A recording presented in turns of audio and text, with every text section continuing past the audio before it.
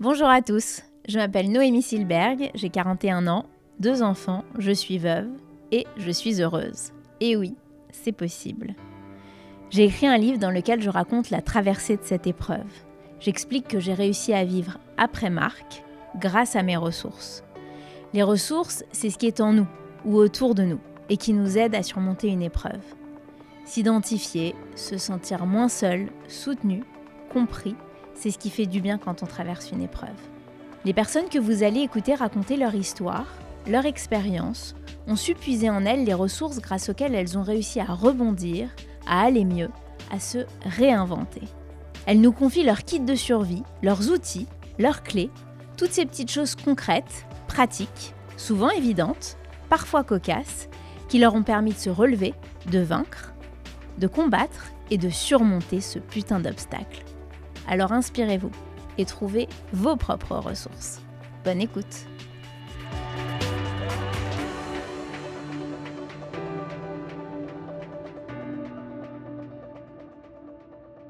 On connaît ce visage souriant et cette voix enthousiaste qui la caractérise. Enora Malagré a été animatrice sur différentes stations de radio et chaînes de télévision avant de revenir à ses premières amours, le théâtre, comme comédienne et productrice. Enora est aussi auteure avec un premier roman autobiographique publié en 2019 au titre évocateur « Un cri du ventre ». Dans ce récit, et depuis maintenant plusieurs années, elle se confie sur son endométriose pour en parler sans tabou et sensibiliser le plus grand nombre. Marraine de l'association Info Endométriose, elle communique souvent de façon utile et milite pour la recherche puisqu'il n'existe aucun remède à cette maladie. Si j'interviewe Enora aujourd'hui, journée mondiale contre l'endométriose, c'est pour qu'elle nous parle de cette maladie à laquelle elle a voulu donner du sens, mais aussi pour raconter ses épreuves et surtout ses ressources. Des ressources qu'elle a su mettre à profit en 2017, lorsqu'elle décide de quitter le confort de la télévision pour retrouver ce goût de la vie, retrouver sa liberté et surtout se retrouver. Merci Enora de venir parler de tes ressources. Merci, coucou, quelle jolie introduction. Ici, on remplit une boîte à outils imaginaire et chacun va déposer ses ressources dans cette boîte. Et les gens qui nous écoutent, qui nous regardent, vont venir piocher dans ces ressources pour trouver celles qui leur correspondent le mieux et celles qui leur parlent le plus. Alors, je voudrais que tu nous racontes, tu commences là où tu veux, tu t'arrêtes là où tu veux, mais que tu nous parles de ces épreuves, mais surtout des ressources grâce auxquelles tu as su rebondir à chaque fois. Alors, je crois que moi, mes ressources, elles me viennent déjà de mon jeune âge. J'ai eu une enfance, avec des hauts et des bas. Et je pense que j'ai puisé déjà une force dès l'enfance que j'ai pu utiliser dès les premières épreuves qui arrivent, pour le coup, comme tout le monde à l'adolescence. J'ai aussi une maman très, très forte qui m'a aussi, je crois, transmis ses propres ressources, qui m'a transmis son féminisme, son envie d'en découdre avec une société parfois un peu injuste avec nous, les femmes. Et je crois que j'ai porté ça aussi tout au long de mon enfance et de mon adolescence. Ça aussi, ça m'a beaucoup aidée. Et puis, effectivement, cette maladie, l'endométriose, m'a donné vraiment de nouvelles ressources. En tout cas, une combativité que je ne pensais pas aussi puissante chez moi. Et puis, il y a eu des rencontres. Il y a eu beaucoup de choses. Alors, peut-être on peut rappeler, pour ceux qui ne savent pas ce qu'est l'endométriose, tu le fais à chaque fois, et très bien, mais il faut c'est important. Il faut le faire à chaque fois, bien sûr. Tu te bats. Alors, l'endométriose, c'est une maladie chronique qui touche plusieurs organes. Ça peut en tout cas toucher plusieurs organes, à savoir l'utérus, la vessie, les ligaments utérosacrés. Ça peut même monter jusqu'au poumon, jusqu'au cerveau.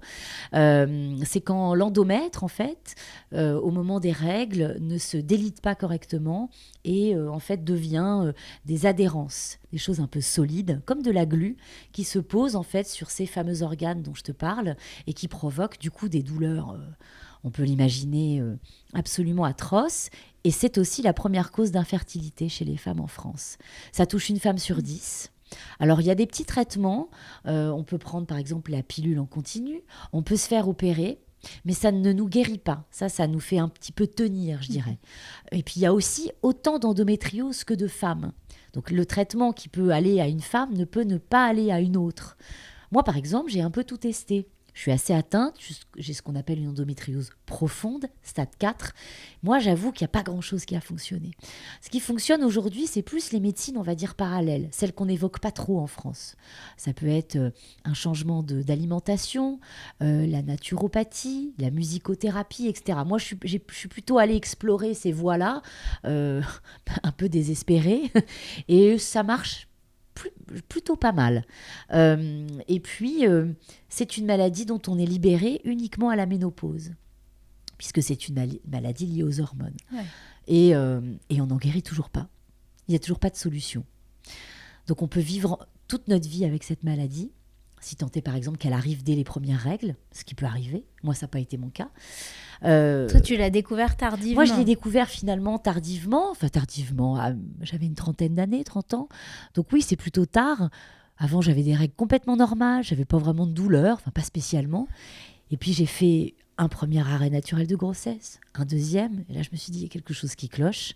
J'ai, comme la majorité des patientes, connu cette errance médicale. C'est-à-dire qu'il a fallu du temps pour qu'on me diagnostique l'endométriose.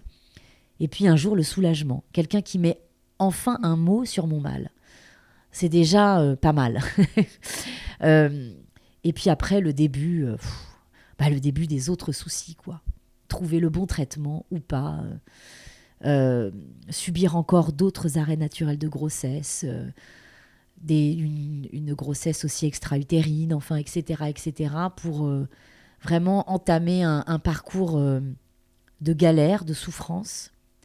Tenter aussi le parcours de la PMA qui n'a pas fonctionné pour moi, voilà. Et aujourd'hui, être devant toi à 43 ans avec pas mal de souffrances endurées, mais une sérénité en fait, je crois, qui arrive gentiment avec l'âge. Et pourquoi est-ce qu'on parlait si peu de cette maladie jusque très récemment finalement, et grâce à des gens comme toi je suis pas la seule. Non, t'es pas la seule. Je pense à Imani par exemple, Laurie. Mais c'est grâce à vous finalement qu'on parle de ça. Mais pourquoi est-ce qu'on n'en parlait pas avant? Pourquoi c'était si tabou? Pourquoi il y avait une telle désinformation? Je pense d'une part parce que c'est une maladie de femme. Si ça avait été une maladie d'homme, rendez-vous compte, un homme sur 10 qui serait en train de se tordre de douleur à ce point, quitte à s'évanouir, à se vomir dessus, etc. Enfin, je vous passe les détails. Je pense qu'on aurait trouvé la solution. C'est une maladie qui touche les règles. Donc, je pense que dans l'imaginaire collectif, c'est un peu repoussant. Et puis, pour terminer, tout ce qui a trait à la souffrance des femmes, c'est un peu sous le tapis, quoi. Les femmes, elles souffrent toujours en silence. Elles font des arrêts naturels de grossesse, elles ne le disent pas, elles souffrent en silence, elles sont moins payées, elles ne le disent pas. Elles sont violentées dans leur vie conjugale, elles ne le disent pas, elles sont violées, elles ne le disent pas. Enfin voilà, je crois que le silence et le mot souffrance, quand on est une femme, fait malheureusement bon ménage depuis bien trop longtemps.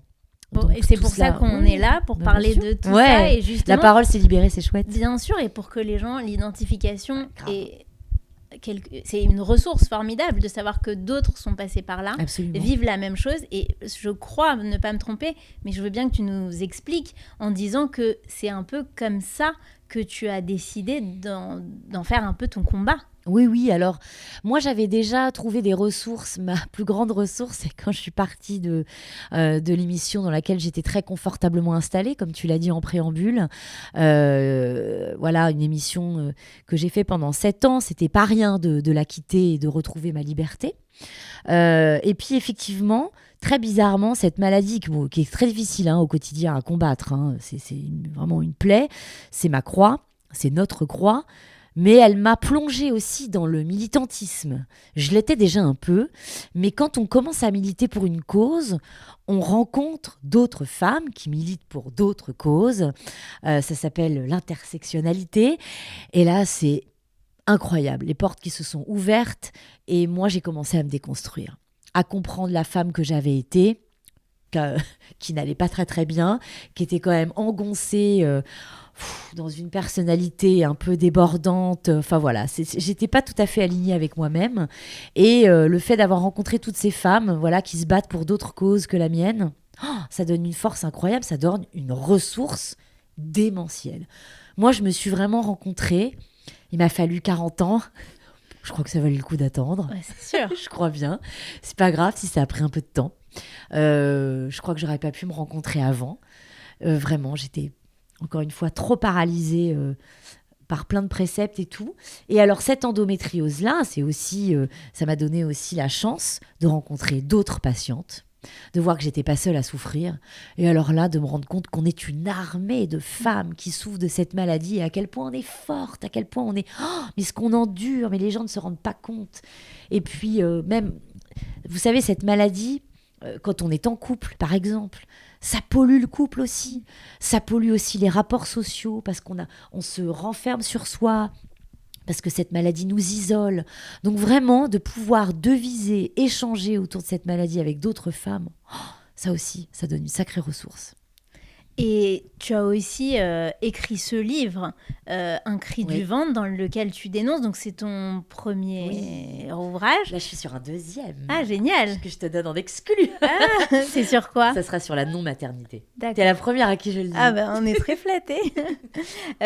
Mais est-ce qu'il y a eu un avant et un après ce livre? Moi, je suis convaincue pour l'avoir vécu que l'écriture est la... Je sais bien de quoi tu parles. Bien sûr, c'est une thérapie extraordinaire. Donc, je veux bien que tu nous racontes ça. Comment tu viens à l'écriture et qu'est-ce que ça provoque chez toi? Qu'est-ce que ça libère? Alors quand effectivement j'ai été un peu forcée de dire en public lors de cette émission que j'étais atteinte d'endométriose... Tu avais prévu de le sortir? Non, pas du tout. C'était vraiment... Il y a eu une question, alors que j'avais demandé lors de ce prime time, qui était un peu sur la vie privée, déjà ça me saoulait, qu'on ne me pose pas de questions justement sur ma non-maternité. Bon, bah voilà, ça n'a pas été respecté, donc on pose cette question. Et là, j'ai à ma droite mon ami Jean-Luc Lemoine, à ma gauche, Capucine Anave, et tous les deux, très gentiment, me prennent la main, mais vraiment, sous la table, et me disent « vas-y ». Et je dis ça dans un élan de sincérité, j'ai de l'endométriose. Bon, autant vous dire qu'à part mes deux camarades, personne n'en a eu rien à faire. Indifférence totale. On savait même pas ce que ça voulait dire. Un peu, mais bon, c'est pas grave. Okay. Et puis honnêtement, en même temps, dans le tourbillon d'indirect, j'en veux à personne, vraiment. Mais bon, je me dis, ok. Et alors que pour moi, c'était très très violent de le raconter.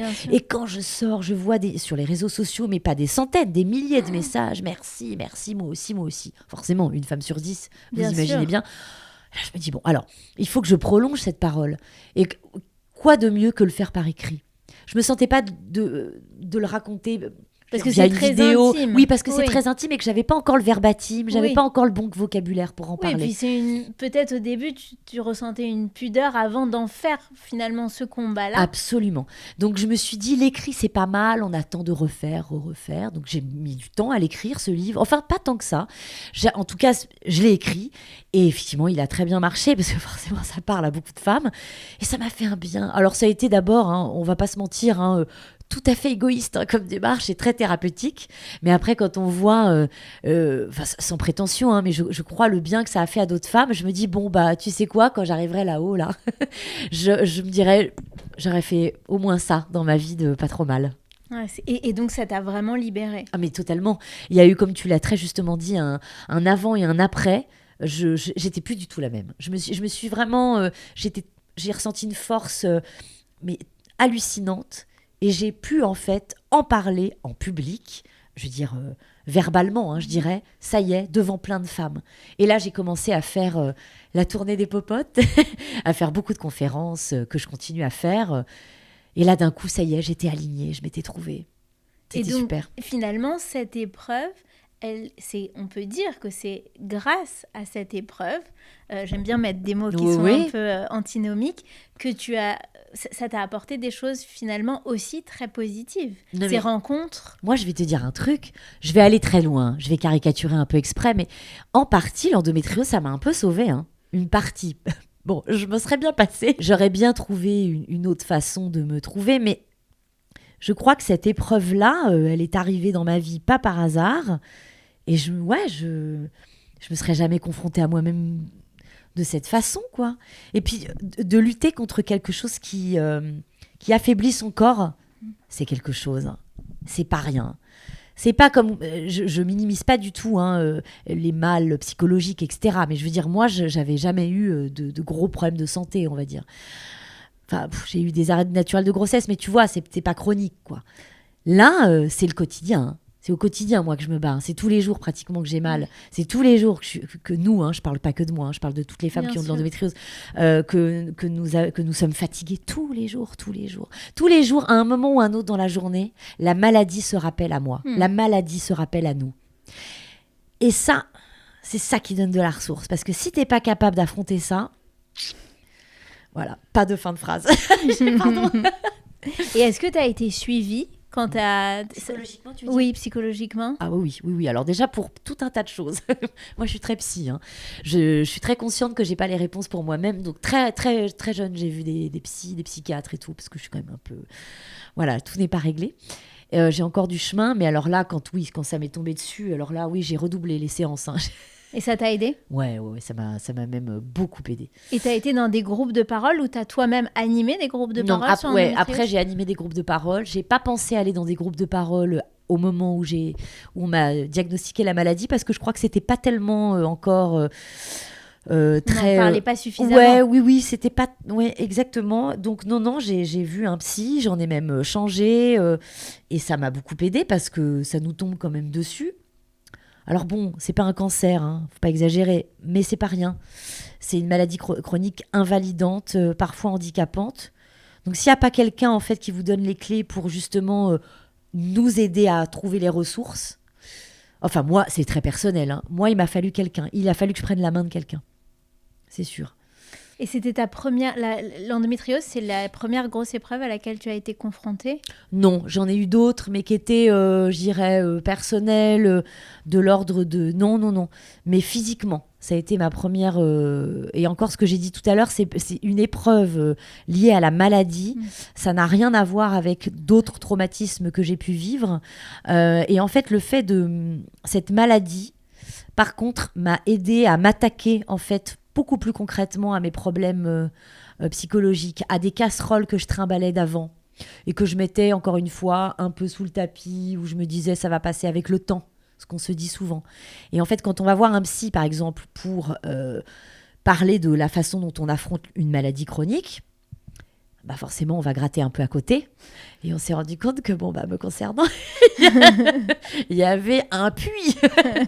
Donc, c'est marrant. Ça m'a... Voilà, encore une fois, je dirais grâce à l'endométriose, bizarrement, je me suis attaquée au reste. D'accord. Et donc, pour t'attaquer au reste, là, Bon, d'abord, c'est pas pareil parce que l'endométriose, une maladie, ce que tu disais, tu le subis en fait. T'as pas de volonté, c'est indépendant de ce que tu souhaites. Et ensuite, ça t'a permis, tu t'es rendu compte que tu avais suffisamment de force, de ressources en toi pour affronter le reste. Et c'est là où tu changes complètement ta vie professionnelle. Complètement, c'est fou. Du jour au lendemain. En fait, je vais te dire quelque chose. J'ai la sensation que cette maladie est apparue aussi. Bon, moi, je suis dans une crise un peu mystique en ce moment. J'ai 43 ans. Je crois que c'est peut-être l'âge. On a quasiment le même âge. C'est vrai. Je ne sais pas ce que tu vas en penser, mais j'ai l'impression que c'est un signe. Mon corps rejetait, en fait, comme si mon corps rejetait complètement l'endroit où j'étais à ce moment-là. Comme s'il rejetait cette notoriété mal placée. Mal utilisé, cet environnement dans lequel j'étais malheureuse, etc. Vraiment, tout a semblé assez cohérent. C'est-à-dire que vraiment, il y a eu un rejet global, psychologique, et au fond, également au niveau de mon corps. Parce que ça correspond presque au moment où je commençais à être vraiment très, très malade. Mais il y a un déclencheur à ça, parce que tu décris, je t'ai entendu dans différentes interviews dire que tu étais très mal et que tu décides du jour au lendemain de tout changer. Ouais. Et qu'est-ce qui fait quel est ce truc qui te décide à... Il y a eu un soir en particulier, je vais chez des amis très proches qui sont comme ma famille et je pleure pour la énième fois. Et j'ai la chance d'avoir des amis qui ne font pas du tout partie de mon milieu, ce qui fait que ça... Ils ont du recul. Oui, ça permet d'avoir un peu la tête froide. Et mon ami en particulier, Benjamin, pour le citer, me dit, en fait, ça va durer combien de temps, en fait ? Qu'à chaque soirée, on te récupère en larmes, en fait. Je ne pense pas que la vie que tu as choisie, le métier que tu as choisi, qui est censé être extraordinaire, est censé te rendre à ce point malheureuse. Et là, il y a un début de prise de conscience. Il y a cet événement-là, et il y en a un deuxième. Je pars en reportage chez moi, en Bretagne, sur un chalutier. Non, mais je te jure. Donc, tu vois, le travail avait commencé. Et il s'est achevé... Ça, c'était la petite graine. Ça, c'était la graine. Et le travail s'est achevé le jour où je suis sur ce chalutier avec ces marins-pêcheurs qui me ramènent à mon enfance, à d'où je viens, à mes racines. Je suis face à la mer. À ma droite, il y a ce marin-pêcheur que j'ai revu entre-temps, que j'ai remercié, et je fonds en larmes. Et c'est la dernière marche. Et là, je me dis, non mais c'est pas possible en fait. En fait, d'un coup, je me suis reconnectée à moi-même, mais immédiatement, face à la mer, la main, mais vraiment, j'ai pris la main de ce monsieur qui me rappelait mon grand-père, enfin, je me suis fait tout mon chemin. Je respirais la mer et je me suis dit, ok, si tu continues, tu ne vas pas réussir à te sauver. Je suis toujours émue d'en parler parce que je suis déjà très reconnaissante à ces gens d'avoir accueilli la peine de cette folle de la télé. Ils ont dû se dire, mais qu'est-ce que c'est que ça ? Et j'ai démissionné 2 semaines après. C'est-à-dire, j'ai mis mes affaires en ordre, comme on dit, et j'ai démissionné. Et quand la première de théâtre, qui était la dame de chez Maxime, j'ai invité cette famille. C'est joli. Oui, parce qu'ils m'ont sauvée, quoi. Et à ce moment-là, tu t'effondres ou au contraire, t'es libérée ? Alors, non, au moment où je prends cette décision, c'est marrant parce que je le dis à la caméra. Je le dis, ça a été gardé dans le montage. Je dis, les larmes aux yeux, je vais changer de vie. Je le dis. Et au moment où je le dis, où je le verbalise, quelque chose vraiment, mais s'envole, un poids s'envole. Wow. J'appelle le lendemain Cyril, je lui dis, je vais partir. C'est un poids supplémentaire et tout. Et en fait, ces 2 semaines-là, avant ma démission, je me sentais de plus en plus légère. Et puis, il y a eu cette 3e marche quelque part, mais j'avais déjà franchi, j'avais déjà pris ma décision, mais il y a eu ce sketch homophobe en plus, en plein direct, où là, je me suis dit, bon, bah voilà. C'était la goutte d'eau. C'est-à-dire que si tant est que j'avais un doute, voilà. Ouais. Et Donc, qui n'est pas arrivé probablement par hasard à ce moment-là. Exactement. Et je suis partie légère, mais dès le lendemain, quand je me suis levée, quand j'ai démissionné, quand j'ai posté cette vidéo, dès le lendemain, et c'est rien contre Cyril et tout, mais dès le lendemain, je me suis sentie, mais je me suis retrouvée, je me suis regardée dans la glace, je te jure, j'ai l'impression de me retrouver physiquement. C'était fou. C'est mystique, hein, je te jure. Mais finalement, tu te dis, parce que même si t'étais pas aligné avec ce que t'étais, bah, il fallait que tu en passes par là. Ah oui. Moi, je crois que toute expérience même est hyper utile. Ah, mais je ne regrette rien. J'ai été profondément heureuse. Ça, c'est entre moi et moi. Hein. Ça n'a rien à voir avec... C'est à un moment donné, tu sais, c'est comme dans tous les boulots, quoi. Ce boulot, ça m'allait plus. J'avais fait le tour de la question. J'étais là, un personnage là, très caricatural que j'ai adoré camper pendant quelques temps. Puis non. Et puis... d'autres choses, un univers très compliqué de travail et tout, il faut s'écouter, quoi. Quand on rentre tous les soirs du boulot, quel qu'il soit, et qu'on est en larmes, merde, la vie est trop courte, alors je sais que c'est pas facile. Et moi-même, faut pas croire, hein, on pense que je suis dans une vie très confortable, mais moi je suis partie avec 0, quoi. Et j'avais rien mis de côté, moi, en plus, hein. C'était tout pour ma famille, donc je vais pas me plaindre du tout, mais je veux dire, j'ai aussi pris un risque. Bien sûr. Ça a été payant, ça a été dur, hein, les 2 premières années, hein. J'avais que dalle et tout, il a fallu que je parte quasiment de 0, les gens se rendent pas compte parce que les réseaux sociaux, on a l'impression qu'on a une vie super et tout. Et puis on ment, hein, on fait croire aussi qu'on a une vie super et j'ai été la première à le faire. Mais j'ai tout recommencé. Mais qu'est-ce que je suis heureuse maintenant, tu peux pas savoir. Non mais je pourrais en pleurer, quoi. Bah, ça s'entend. Ouais, c'est vrai. Pardon, j'espère que c'est pas trop désagréable à l'écoute, mais parce que vraiment Non, c'est génial, au contraire. Ça a été dur, mais vraiment, ce que j'ai dit tout à l'heure, quoi. Il m'a fallu du temps, il m'a fallu 40 balais, mais... Ça valait le coup. Ouais, parce que j'ai fait vraiment, vraiment des conneries, moi. J'ai dit et j'ai fait beaucoup de bêtises. Et tout ça, c'est pas grave. Voilà, aujourd'hui, c'est top.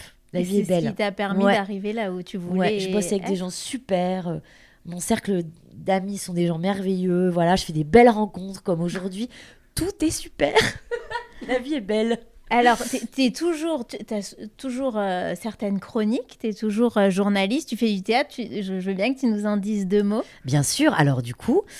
Comme tout est cohérent maintenant, j'espère... Alors attention, ça se trouve, on va se revoir l'année prochaine, j'aurais refait une sortie de route, j'aurais fait n'importe quoi. Non. Mais pour l'instant, ça va. Je suis au magazine de la santé avec Marina Carin-Dancos, où je fais des chroniques sur la santé des femmes militantes qui me ressemblent.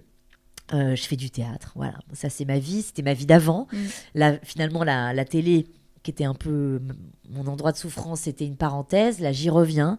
Ça fait, c'est ma 10e pièce. Je suis trop contente. Là, je suis en tournée en ce moment avec le Bal des Vautours. Ça se passe bien. Et puis, je fais de la radio avec Sophie Davant, que j'aime profondément, qui est aussi très gentille. Donc, je ne choisis d'ailleurs, très bizarrement, je ne sais pas si tu as remarqué, je ne bosse qu'avec des femmes maintenant. Ouais. Je ne sais pas si ça sera comme ça pour toujours, mais je sais pas, en fait, je suis dans un délire un peu genre, je suis pas du tout misandre, hein, mais c'est vrai que je m'entoure de plus en plus de femmes. Oui, mais involontairement, enfin, Non, c'est comme ça que ça complètement sent. involontairement, parce que la majorité, pour le coup, de mes amis dans ma vie personnelle sont des hommes. Mais dans le travail, je sais pas, j'ai envie de me réfugier dans les bras de femmes en ce moment. Voilà. Et alors, comment est-ce que tu analyses finalement ces ressources? Est-ce que tu arrives à mettre des mots sur ce qu'elles sont? Est-ce qu'il y en a qui sont plus fortes que d'autres? Comment est-ce que tu les identifies, ces ressources-là? Je crois que ma ressource principale, c'est de ne pas avoir grand peur de grand-chose. C'est vraiment... Alors, ça a été, par exemple, quand j'étais plus jeune, un peu un souci, parce que ça m'a donné un côté un peu tête brûlée. Et c'est pour ça que je vous disais que j'ai fait un peu et dit n'importe quoi. Mais je crois qu'en fait, j'ai réussi à transformer ce côté un peu intrépide, un peu insolente même parfois, avec l'âge, grâce aux épreuves.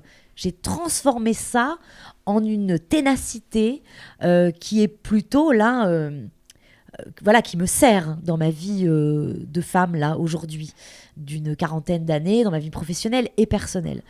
Vraiment, je crois, le fait de pas avoir peur, et puis l'écoute. La ressource aussi, c'est d'écouter les autres. Mhm. Moi, j'apprends beaucoup des autres.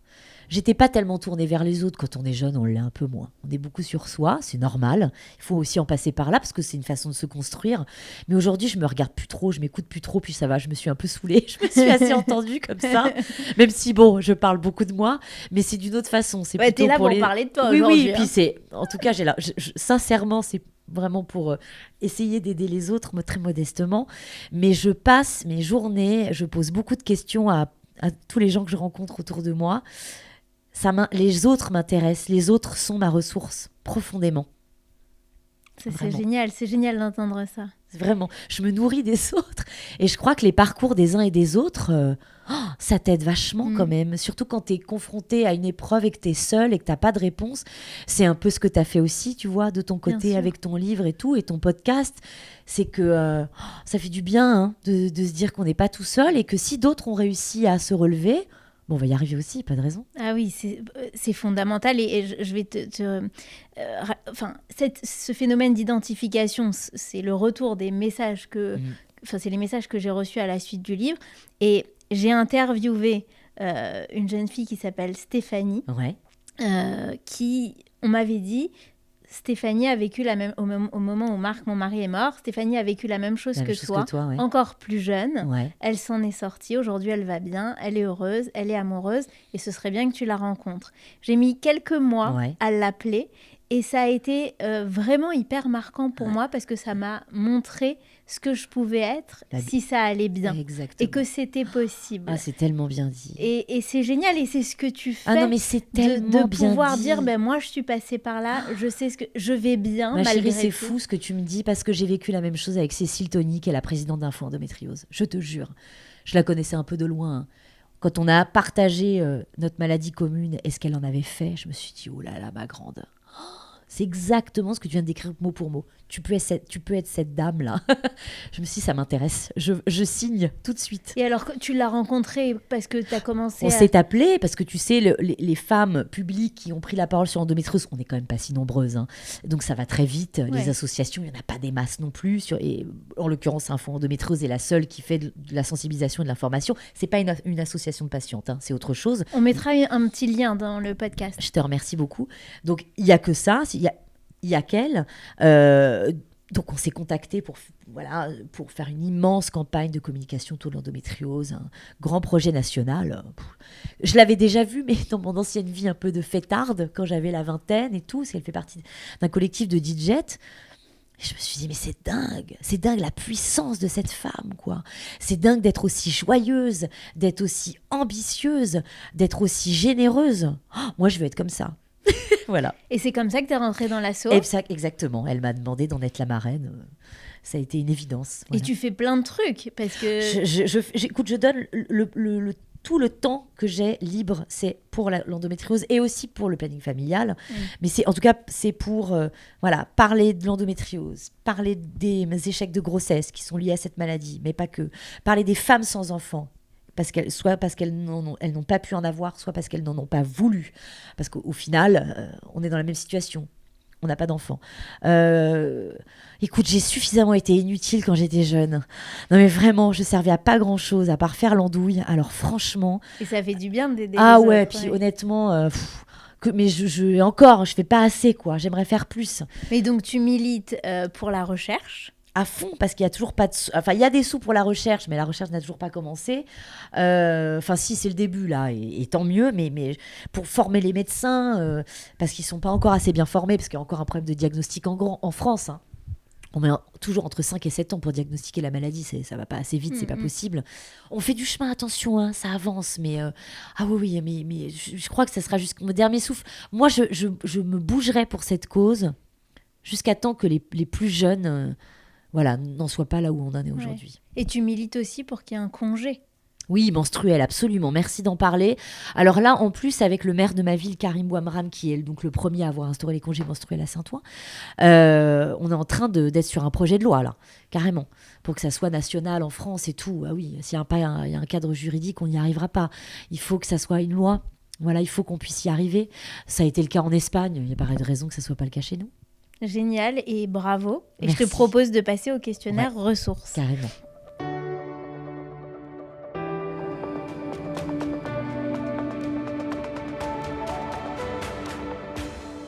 Est-ce que tu as un lieu qui soit réel ou imaginaire, qui t'apporte du calme ?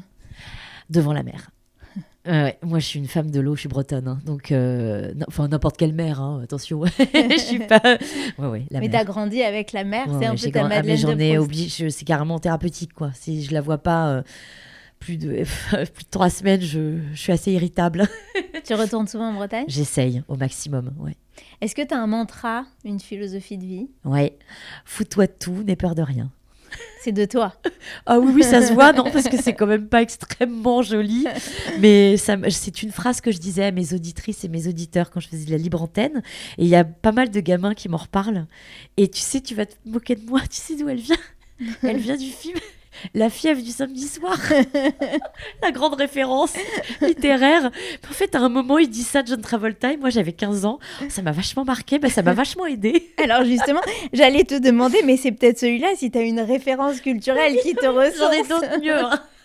Alors dis-nous. Non, mais je sais, une référence culturelle. Un personnage, un film, un livre. Non, alors tu sais ce qui est une ressource pour moi, pour rentrer quand même dans ton thème, c'est et puis ça va remonter un peu le niveau. Je vais régulièrement au musée Je vais régulièrement au musée d'Orsay et je m'assois devant les raboteurs de plancher de Caillebotte. Je peux rester 1 heure devant ce tableau. J'y vais au moins 3 fois par an. Et je sais pas, je peux pas t'expliquer, ça serait trop long, ce qu'il me déclenche, mais c'est un apaisement immédiat. C'est-à-dire que c'est une espèce de médicament, je sais pas, c'est corps où j'ai la sensation qu'il danse, qui me renvoie, moi, peut-être à mon corps qui est si défaillant. C'est un moment de poésie et de grâce pour moi. Comment t'as découvert cette ressource ?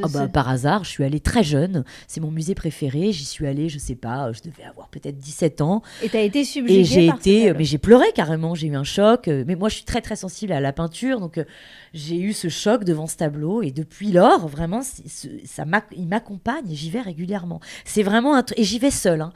Ne me demandez pas de venir avec moi. C'est mon moment. C'est bizarre, hein. Ouais, j'écoute, j'aurais une attention particulière. Est-ce que tu as un objet qui te donne de la force, un gris-gris, un souvenir ? Pas vraiment. Moi, je suis pas tellement dans les objets. C'est mon mec, mon gris-gris. Non, mais c'est mes animaux en plus. Au-delà, mon amoureux, bien sûr, mais c'est mes petits chats. La ronronothérapie, c'est bien connu. Mais c'est vrai que, par exemple, quand je suis en crise d'endo... quand mes petits chats sont autour de moi, ça m'apaise. Ça fait très Brigitte Bardot sur le retour, non ? Mais c'est vrai. Est-ce que, alors on en a parlé de façon générale, mais est-ce que tu as fait, même plus précisément, une rencontre marquante par rapport à tes épreuves ? Alors oui, il y en a une et une seule. C'est celle qui a changé ma vie. Elle s'appelait Fadia Dimerji. C'était la cofondatrice de Radio Nova. Et c'est elle qui m'a récupérée un soir dans une soirée où j'étais un peu paumée. et qui m'a dit « Tu devrais faire de la radio avec la voix que t'as ». Je faisais vraiment pas grand-chose à l'époque. Je tentais vaguement d'être comédienne, mais c'était dur. Et elle a changé toute ma vie. C'est-à-dire qu'elle m'a donné toutes les ressources nécessaires pour faire de la radio, après pour faire de la télé, pour être la comédienne que j'étais à l'époque, pour y retourner quand j'ai démissionné de Touche pas à mon poste. Je lui dois tout. Et vraiment, c'était une femme puissante, très forte. Et c'est même elle qui m'avait soufflé... Oh là là. C'est même elle qui m'avait soufflé l'endométriose à l'oreille quand moi-même, je ne savais même pas ce que j'avais. Ah oui. Ouais. Non, et puis je sens qu'elle veille encore sur moi et tout. Voilà, elle est partie il y a quelques années. Ouais. C'est ta rencontre marquante. Ouais. Est-ce qu'il y a une scène tragicomique, décalée, marquante qui te revient par rapport à l'endométriose? Une, pour essayer d'être un peu joyeuse. Les premières règles très très abondantes, parce qu'on a des règles hémorragiques, mais que parfois il faut tourner un peu en dérision malgré la douleur. Je faisais un entretien d'embauche avec un très grand producteur de télé que je ne citerai pas, et là je sens en beau milieu de l'interview, je le raconte dans le bouquin, que ça y est quoi, c'est la cascade, hein. C'est les chutes du Niagara. Et je me souviens d'être partie de son bureau, comme devant le mur des lamentations. Le mec ne m'a jamais vue de dos. Je suis partie en reculant du bureau, dans une démarche extrêmement curieuse, où je sentais qu'il me regardait très bizarrement, en disant « Mais que fait-elle ? Pourquoi elle me salue ?» Mais vraiment très bizarrement. Et je me souviens après d'avoir traversé également l'open space jusqu'aux toilettes de ce grand bâtiment. Et j'ai, pareil, en crabe pour que personne ne me voie de dos. Ça a duré des heures, mais des heures, voilà. C'est un souvenir parfois, quand j'ai pas le moral, j'y repense, ça me fait rire. Voilà. Il y en a eu plein. Hein. Comment est-ce que tu compléterais cette phrase ? Les épreuves rendent... humble. J'en manquais, je crois, un peu, moi, d'humilité, comme tous les jeunes un peu casse-cou. Ça m'a rendue très humble. Et dans l'humilité, on se rencontre et on rencontre les autres. Oui, j'ai cette même réponse que toi, je dis que ça m'a rendue sage. Voilà, vraiment. Alors finalement, quel est ton outil, ta ressource que tu veux verser aujourd'hui dans notre boîte ? Alors, la petite ressource, c'est de ne pas avoir peur, comme je l'ai dit, de rien. Moi, j'écoute beaucoup de musique aussi. Je puise beaucoup dans la musique pour me ressourcer, pour m'aider. Le jazz en particulier ou le hip-hop. Ça dépend de la teneur de ma crise d'endométriose. Quand elle est très violente, j'écoute du jazz. Quand elle est assez supportable, c'est du hip-hop. J'ai une playlist très particulière selon le niveau de douleur. Et je vais donner un petit tips très concret pour les femmes qui ont de l'endométriose. Ça s'appelle le fertility yoga. Parce que nous, on a tendance à penser qu'on peut faire du yoga comme tout le monde. Pas du tout. Les postures inversées, tout ça, c'est très mauvais pour nous. Il y a une sorte de yoga qui existe, voilà. Que soit l'endométriose. Où que soit l'endométriose, ça s'appelle le fertility yoga et qui est adapté aux femmes qui ont de l'endométriose. Et ça, je peux vous dire, les copines, que ça va vous donner de la ressource à en revendre. Ça fait un bien fou, je dirais presque que ça guérit. Voilà. Et on peut le trouver en ligne ? Ouais, partout. Vous pouvez faire les cours maintenant via Zoom, hein, c'est très moderne. Je parle vraiment comme une dame très âgée.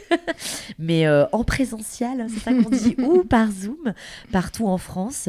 C'est Charlotte Mullet qui a créé ça. C'est vraiment, mais moi, ça m'a changé la vie, vraiment.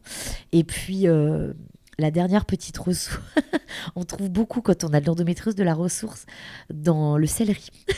Ah, oui, je vous jure. Et ça, c'est pas connu ? Le jus de céleri à jeun tous les matins.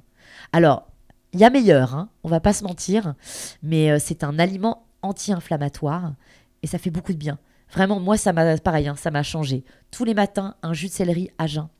Okay. Mais pas toute l'année, hein, pas que pendant les règles. Ça aide. Et alors, tu parlais de la musique, justement, c'est ma dernière question. Est-ce que tu as une chanson qui te ressource en particulier ? Alors, attends, une seule. Hein. Donc, du coup, je vais prendre... Alors, je dirais un album entier. C'est le concert à Cologne de Keith Jarrett. Vraiment, quand je suis au max de la douleur, je le mets d'un bout à l'autre. Et franchement, après, ça va mieux. Alors, on l'écoute. Merci beaucoup, Enora. Merci.